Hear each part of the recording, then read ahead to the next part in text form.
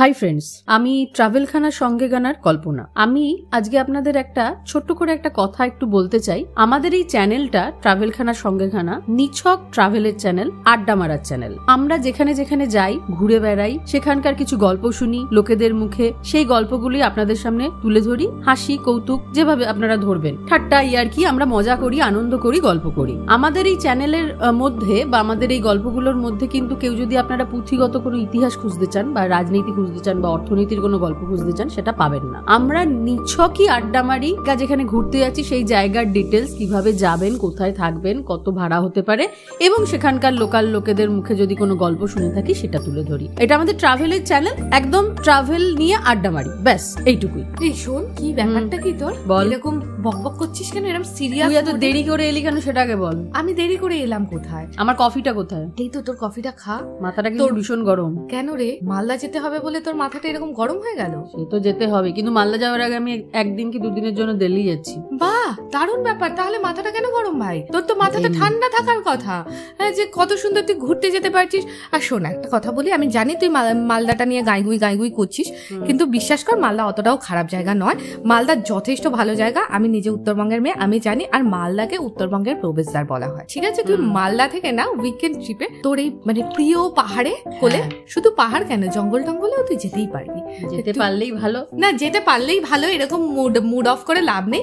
আচ্ছা চল, তোর মাথাটা ঠান্ডা করবার জন্য একটা তোকে আমি ভালো কথা বলি। চল, আমরা বরঞ্চ কালকে বেরিয়ে পড়ি। তুই তো আবার দুদিনের জন্য দিল্লি চলে যাবি, তারপরে তো মানে তোর আবার মালদায় শিফটিং রয়েছে। সবই তো বুঝলাম, কালকে বেরিয়ে পড়ি মানে উঠলো বাই কটক যাই? কটক যাই না, হাতি পাথরে যাই। হাতি পাথর? হাতি একদম দেখে দেখে হাতির জায়গা। এই দাঁড়া, হাতি পাথর মানে তো পুরুলিয়া। ঠিক মা গো, আবার পুরুলিয়া?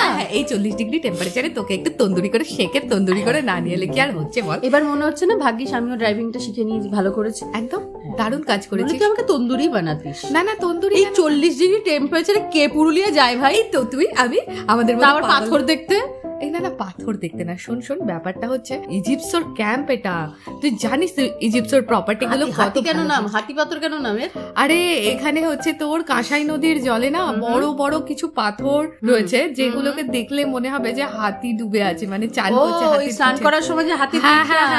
আচ্ছা আচ্ছা, সেই থেকেই নাম হচ্ছে হাতি পাথর। প্রচন্ড সুন্দর প্রপার্টিটা, একদম কংসাবতীর জলের ধারে, মানে নদীর ধারে। এসি কটেজ রয়েছে, এসি টেন্টও রয়েছে। ভাড়া কিরকম এগুলো? হ্যাঁ শোন না, বলছে খরচা খুব একটা বেশি না, 1550। আমি দেখে এসে এসি কটেজ গুলো পার হেড না পার না পার হেড, কারণ খাবার দাবার ধরা আছে না। ওকে তো তার সাথে ইনক্লুডেড বাচ্চা নাকি বাচ্চাদের আলাদা কিছু? না, বাচ্চাদের হচ্ছে 5 বছরের ওপরে বাচ্চা হচ্ছে তোর 800 টাকা পার হেড। 5 বছরের নিচে বাচ্চাদের খুব একটা নেই। আর মোটামুটি ওই 12 বছর বা 13 বছর ওরকম বয়স থেকে ফুল চার্জ। আচ্ছা ঠিক আছে, ওকে। হ্যাঁ, তো যাওয়াই যায়, মানে যারা যাবে ফ্যামিলি নিয়ে বা বাচ্চা নিয়ে যারা যাবে। যে কটেজ ছাড়াও না ফ্যামিলি টেন্টও আছে, সেটা হচ্ছে তোর 1350 পার হেড। আচ্ছা, আমি না কটেজটাই দেখেছি, কারণ আমি কটেজেই থাকবো, বিশেষ করে আমি না টেন্টেই গরমের মধ্যে থাকতে পারলাম না, যদিও টেন্টে এসেছি।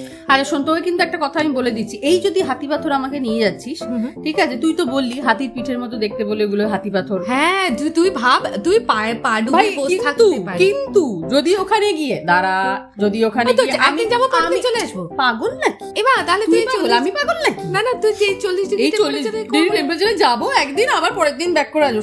শোন, আরে না সে তো এসি গাড়িতে করে যাবো। প্রথমত হাতি পাথরে গিয়ে যদি আমি কোনো লোকাল লোকের থেকে লোকাল গল্প শুনি, সেইটা আমি আমাদের মানে শ্রোতাদের, আমাদের বন্ধুদের শোনাবো।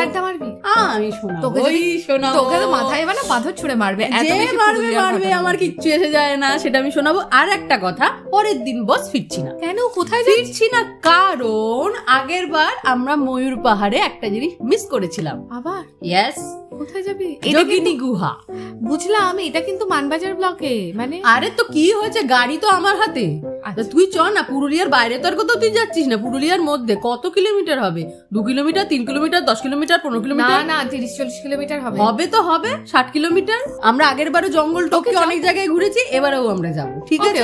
ঘুরতেই যখন যাচ্ছি বস, ওইসব যোগিনী গুহার ব্যাপারটা বোঝা আমাকে। কি যোগিনী গুহা? এটা না ময়ূর পাহাড়ের ওপরে একটা গুহা আছে, তো ওটাকে যোগিনী গুহা বলা হয়, এবং ওটাকে ট্রেক করে উঠতে হয়। বলছি শোন, ময়ূর পাহাড়ের মানে একদম মানে নিচ থেকে তুই ময়ূর পাহাড় অব্দি উঠলি, তো তারপর আরো ট্রেক করে উঠতে একটু হেক্টিক হয়, ঠিক আছে।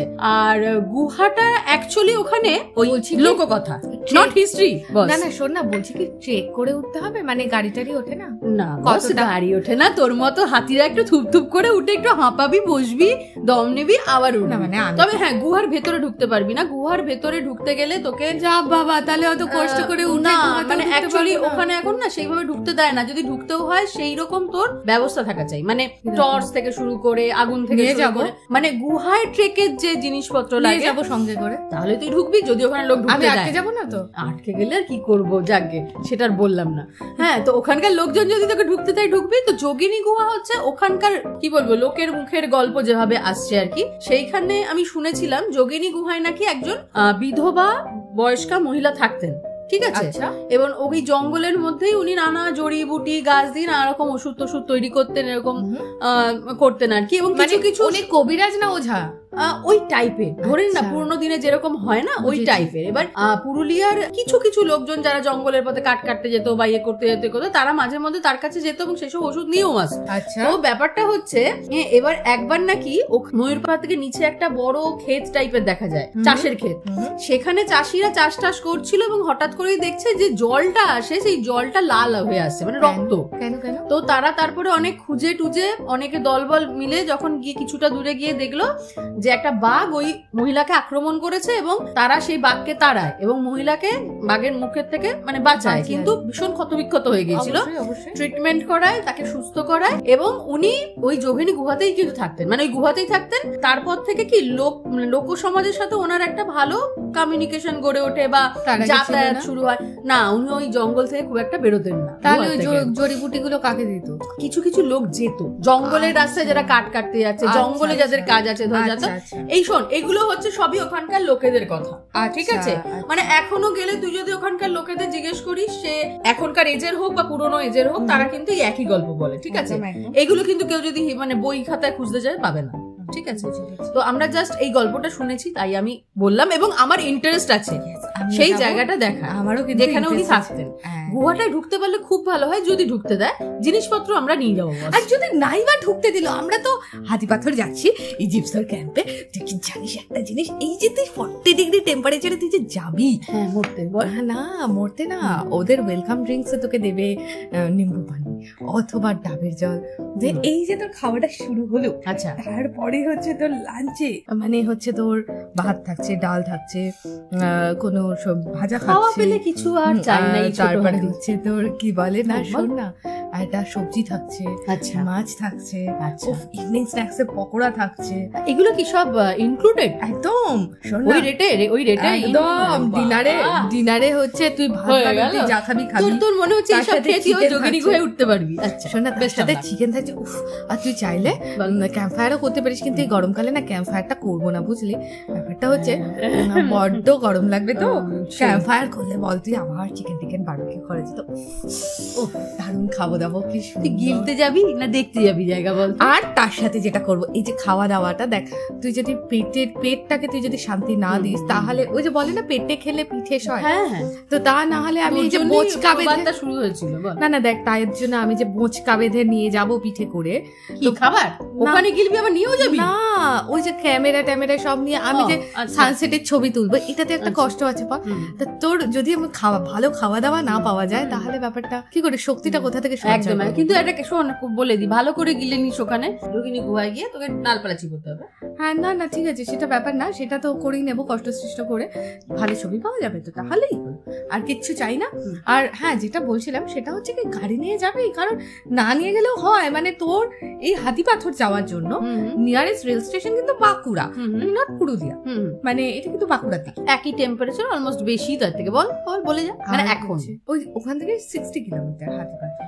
আমি পারলাম না রে। হ্যাঁ অবশ্যই বন্ধুরা, আপনারা যারা গাড়ি নিয়ে যাবেন না তারা সেইভাবেই যাবেন, ট্রেনে করে যেভাবে যেতে হয়, আর না হলে বাসে করে গেলে মানবাজার থেকে 12 কিলোমিটার হাতিপাথর। এবার এই মানবাজার থেকে কিন্তু পিকআপ। ওকে, আচ্ছা, ওদের পিকআপও আছে, মানে আচ্ছা, কিন্তু দেখ, হ্যাঁ না পিকআপ আছে, মানে অবশ্যই সেটা পেয়েবল না। বাট আমরা গাড়ি নিয়ে যাবো একটা কারণেই, ওখানে তো না পিকআপ আছে, সব ঠিক আছে, কিন্তু আমরা পরের দিন যখন ময়ূর পাহাড় যাবো তখন আমাদের গাড়ি লাগবে। একদম না, সেটা ভাড়া করলে ভাড়া করলেও হতো, বাট কি দরকার, নিজের গাড়ি থাকলে তুই যেখানে খুশি থামতে পারবি, ছবি তুলতে পারবি, যেরকম খুশি রেস্ট নিতে পারবি। একদম একদম একদম একদম। ব্যাস, তাহলে আবার কি, চ বেরিয়ে পড়ি তাহলে আজকে। তাহলে গোছানো পত্তরটা একদম, তোর তো গোছানোই থাকা উচিত বাবা, আমার তো ব্যাগ গোছানোই থাকে, মানে এটা ব্যাগ আছে, ফাট করে তুলবো, নিয়ে কাঁধে নিয়ে বেরিয়ে যাবো। কি বলবো, রইলো ঝোলা চললো ভোলা, ব্যাস ঠিক আছে। মার তালা ডাক, ওলার দরকার নেই, ওলা তো ডাকার কোনো প্রশ্ন নেই, রইলো ঝোলা চললো ভোলা বলে চল বেরিয়ে পড়ে।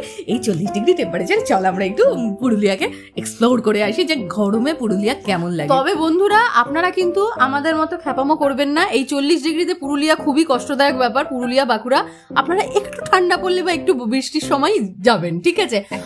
আমাদের কথা বাদ দিন, আমরা তো যখন তখন যেখানে খুশি বেরিয়ে পড়ি। আমাদের এবার নেক্সট গন্তব্য কোথায়? হাতি পাথর, যেখানে নাকি পাথরগুলো হাতির মতন সেজে আমার জন্য অপেক্ষা করছে। উফ, আমার তো ভাবতেই কেমন লাগছে। আবার আমাদের এই গল্পটার জন্য কিন্তু রেডি থাকতে হবে হেডফোন নিয়ে। আর হ্যাঁ, পরের দিন থেকে কিন্তু আমাদের গল্প হবে মালদা থেকে, মানে আমরা মালদা শিফট করে যাচ্ছি।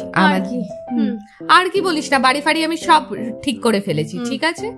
কোনো আমাদের এবার মালদা লাইফ কেমন চলছে সেটা নিয়ে তো অবশ্যই পরের দিন আসবো। তবে মালদা যখন যাচ্ছি বন্ধুরা, পাহাড়ের গল্প অবশ্যই অবশ্যই অবশ্যই, কারণ আমরা ওখান থেকে তো উইকেন্ড ট্রিপ মানেই আমার নর্থ বেঙ্গলের আমি এন্ট্রি পয়েন্টে পৌঁছে যাচ্ছি। আমার তো খুব ভালো লাগছে, যদিও কল্পনা খুব আশা হতো এই মালদা যাওয়া নিয়ে, কিন্তু আমার প্রচন্ড একটা এক্সাইটমেন্ট হচ্ছে যে আমি আমার ছোটবেলার জায়গায় আবার ফিরে যেতে পারবো। মানে অ্যাকচুয়ালি আমি তো ওখানকারই, তাই আমার একটা বেশ ঘরে ফেরার মতো আনন্দ হচ্ছে। তো এই আনন্দ নিয়ে আমরা আবার পরের দিন আসবো, ততক্ষণ কিন্তু হেডফোনটা সঙ্গে থাকুক।